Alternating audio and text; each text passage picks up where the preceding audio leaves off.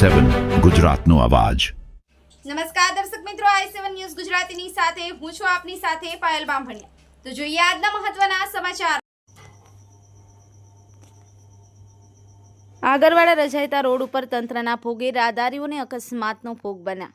પ્રાપ્ત માહિતી અનુસાર પંચમહાલ જિલ્લાના મોરવાડફ તાલુકાના રજાયતા ખાતે રોડ રિપેરિંગનું કામ ચાલુ હોવાથી જેસીબી દ્વારા કામ ચાલતું હોય ત્યારે જેસીબી ચાલક દ્વારા બાઇક ઉપર જઈ રહેલા ચાલકને અડફેટે લેતા ગંભીર રીતે ઇજાગ્રસ્ત થયો હતો।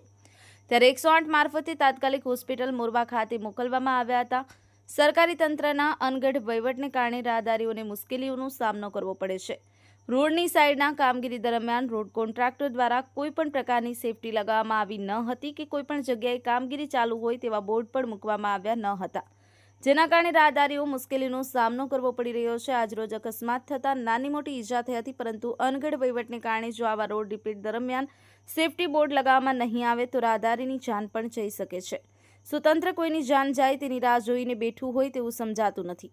Bureau report i7 news Gujarati, Panchmahal.